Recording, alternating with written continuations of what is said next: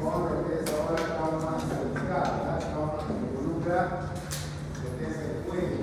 Anteriormente, en la anterior clase vimos el trauma en la esclerosis maxilofacial cervical. Vamos a complementar esta parte con trauma cervical. ¿Ya? Es un tema cortito, rápido. Y el viernes vamos a hacer una clase de retroalimentación con miras a su examen, que es el 6 de septiembre, ¿no? De este viernes al otro, ¿correcto? Bueno, entonces,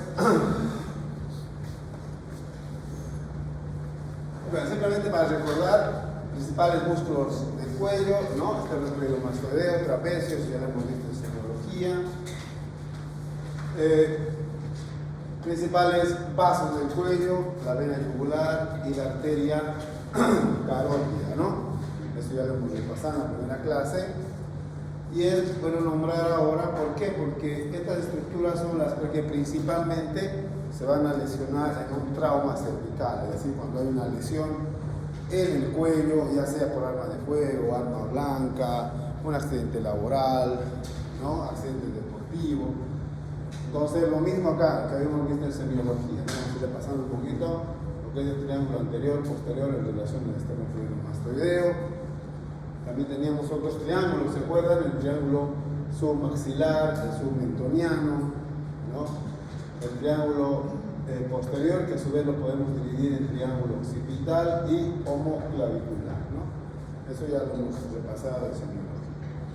De igual manera habíamos dividido el cuello en tres, ¿se acuerdan? En tres zonas, ¿no? Y aquella vez que veíamos justamente eso, yo les decía que esta nomenclatura, esta topografía, la empleamos cuando hablamos de trauma, les decía, ¿no? Y justamente ahora vamos a repasar, ¿no? Con este motivo de que el cuello se puede dividir en tres zonas, ¿no? Zona 1, zona 2, zona 3. La zona 1, recordemos, les decía, desde la horquilla esternal hasta una línea imaginaria que pasa por el cartílago cricoides, ¿no? Que es la zona 1, o también llamada base del cuello, ¿no? La zona 2 es la zona más amplia del cuello, es la más expuesta a los traumas también.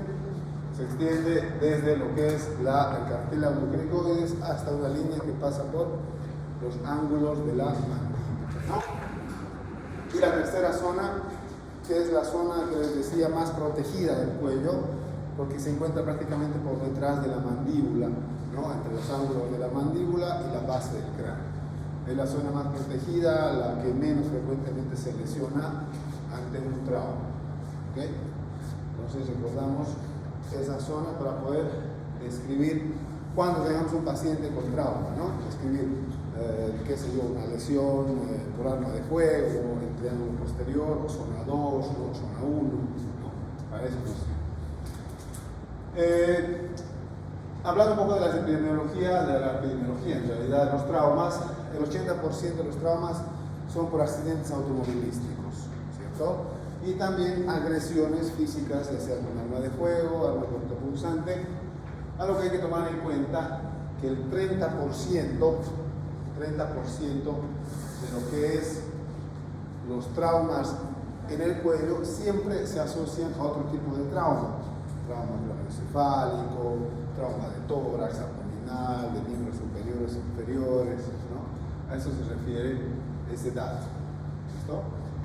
Algo que hay que recalcar de esto, y es fundamental en trauma cervical, que siempre una lesión vascular, que es la más frecuente, por cierto, ¿no? Cuando hablamos de trauma cervical, el trauma o la lesión vascular es la más frecuente, ¿no? Por eso habíamos visto las primeras diapositivas, la habíamos recordado, que en el cuello tenemos dos principales, ¿no? Lo que es la vena yugular y la arteria carótida, ¿no?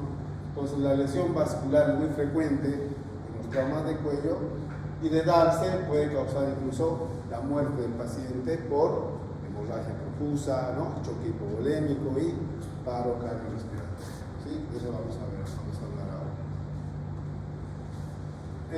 Lo que será no les comentaba, ¿no? Las zonas más afectadas en porcentaje, vean ustedes, la zona 2, ¿no? Porque es la más expuesta. Entonces, me pregunte qué zona es la más expuesta en el cuello ante un trauma. La zona 2. ¿Y qué es lo que frecuentemente se lesiona? Los vasos del cuello, ¿no? Ya sea venoso o ya sea arterial, ¿cierto? Miren aquí, lesiones afectadas según porcentajes, en un 15% lesiones vasculares, en un 10% a 15% laringotraqueales, quiere decir que no solamente se afectan los vasos del cuello, sino también la tráquea, la laringe, y también, si el trauma es más severo, más profundo, puede llegar a afectar la vía digestiva, es decir, faringe y esófago, ¿cierto? Todas las diapositivas las tienen ahí en el Microsoft Teams, ¿ya? Porque ya están cargadas ahí en la plataforma, ¿no? Bueno, un poquito de historia. El manejo de los traumas en realidad se ha ido perfeccionando. ¿Y dónde es que más se ha estudiado esto? En los eventos bélicos, ¿no? En las guerras, ¿no? Se han ido perfeccionando las técnicas, los procedimientos de control de hemorragia, tratamiento de heridas, ¿cierto? Hoy en día el tratamiento que está, digamos, hoy día nos abocamos a poder identificar específicamente cuál ha sido el daño producto de un trauma, ¿no? Ya sea vascular, ya sea laringotraqueal, faringoesofágico, que son las estructuras que generalmente se lesionan, ¿no? Para poder tener y ofrecer al paciente un procedimiento de reparación específico de la estructura que se ha lesionado, ¿sí? Hoy día contamos con pruebas de imagen, ¿no? Que se las nos permite apreciar en vivo y en directo, en tiempo real, ¿no? Porque si hay una lesión o no, de vía aérea, vía digestiva, ¿no? Todo eso vamos a ver en un momento. La clasificación de los traumas, como en todo, siempre podemos clasificar en cerrados y abiertos, ¿no? Cerrados cuando no hay ninguna herida, cuando no hay ninguna solución de continuidad en piel y tejido celular, ¿no? Uno de las causas generalmente del trauma cerrado es el famoso movimiento de latigazo, ¿no? En un choque automovilístico, por ejemplo, ¿no? El paciente el conductor está manejando y ante el impacto hay un movimiento exagerado de flexión y extensión del cuello, ¿no? Que puede lesionar varias estructuras, ¿cierto? A eso llamamos un trauma cerrado de cuello, ¿sí? Por otro lado tenemos los traumas abiertos, que como ven es el 95%, ya sea por arma de fuego, arma blanca, entre las principales causas. Ahora, cuando hablamos de un penetrante y no penetrante, cuando el trauma, cuando la herida que se produce por el trauma lesiona lo que es el músculo platysma, recordar que el músculo platysma es un músculo que se encuentra por delante del cuello, ¿cierto? Entonces, cuando hay lesión del músculo platysma, vamos a considerar una lesión penetrante, ¿no? Un trauma penetrante del cuello, ¿sí? Cuando por el contrario la lesión es simplemente superficial, solamente la lesión abarca hasta el celular subcutáneo, entonces no hay lesión del músculo platysma, vamos a considerar un trauma no penetrante, abierto pero no penetrante, ¿ya? Entonces eso es importante. También los traumas, además de ser por accidentes con arma de fuego, arma blanca, pueden ser iatrogénicos. Eso tiene que ver con procedimientos cuando no se toma algunos recaudos, cuando se hace el procedimiento de manera incorrecta, puede llegar a lesionar, ¿no? Algunas estructuras. Por ejemplo, ¿no? Cuando nosotros queremos colocar una vía central, ¿no? Cuando la vía central es cuando nosotros canalizamos la vena yugular para que el paciente pueda recibir, qué sé yo, medicación, hidratación, ¿cierto? Entonces, una lesión frecuente es que en vez de puncionar la vena, a veces funciona la arteria, ¿no? Y la arteria se puede desgarrar y produce una lesión de la arteria carótida, ¿sí? Entonces, vean que es un trauma producto de un procedimiento que se realizó de manera incorrecta y produjo una lesión, ¿sí? A eso llamamos iatrogénicos. O cuando están en una endoscopía, por ejemplo, se tiene una endoscopía y hay una zona de debilidad en el esófago por cierto motivo, y causa la perforación del esófago de manera involuntaria, obviamente que no es voluntario, uno no va a hacer endoscopía para lesionar al paciente, ¿no? Pues se producen a veces esos casos y se clasifican como iatrogénicos, ¿sí? Les decía, ¿no?, que los traumas cerrados principalmente pueden ser por accidentes automovilísticos, accidentes deportivos también, ¿no?, estrangulamiento o ahorcamiento son las principales causas de trauma cerrado, que corresponde al 5% de toda la casuística, ¿no? El 95%, les decía, es por agresiones, ya sea por arma de fuego o arma blanca, ¿no? Los traumas penetran, siempre y cuando lesionen, les decía, el músculo látex. ¿Listo?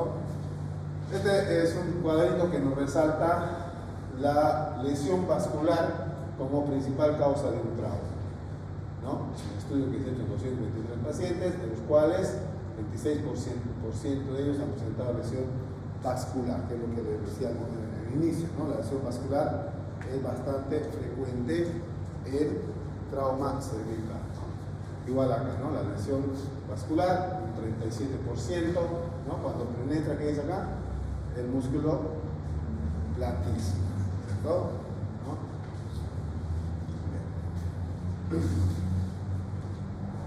¿Qué zonas son las que más se afectan en un trauma cervical? Es la que decía en el inicio, ¿no? La zona 2 es la más afectada, la más expuesta. ¿Pero qué tiene de bueno? Que la zona 2, así como la más expuesta, también es la de más fácil abordaje quirúrgico, ¿no? Entonces, cuando nosotros tenemos una lesión que involucra la zona 2, podemos hacer unas incisiones, ya sea anterior o posterior al esternocleidomastoideo, se llama cervicotomía, ¿no? Cuando hacemos una incisión en el cuello, ¿no? Bueno, la zona 1 también puede presentar traumas. ¿Y qué es lo que caracteriza a la zona 1? Que encontramos grandes vasos, es decir, que principalmente el callado de la aorta, ¿no? El callado de la aorta, la arteria y la vena subclavia se encuentran en la base del cuello, ¿no? Zona 1, recordemos, ¿no?, que es la horquilla hasta el cartílago cricoides. Las lesiones a este nivel pueden causar, ¿no?, lesiones a nivel de la aorta, vena subclavia, arteria subclavia. Y para el abordaje y reparación o control de hemostasia de estas lesiones, a veces necesitamos hacer una toracotomía, es decir, que a veces necesitamos ingresar a través del tórax para poder llegar a esa zona y controlar el sangrado, ¿sí? Y lo que les decía, la zona 3, si bien es la difícil, la zona más protegida del cuello, porque se encuentra todo por detrás de lo que es la mandíbula, ¿no es cierto? La zona 3 es la más protegida, ¿sí?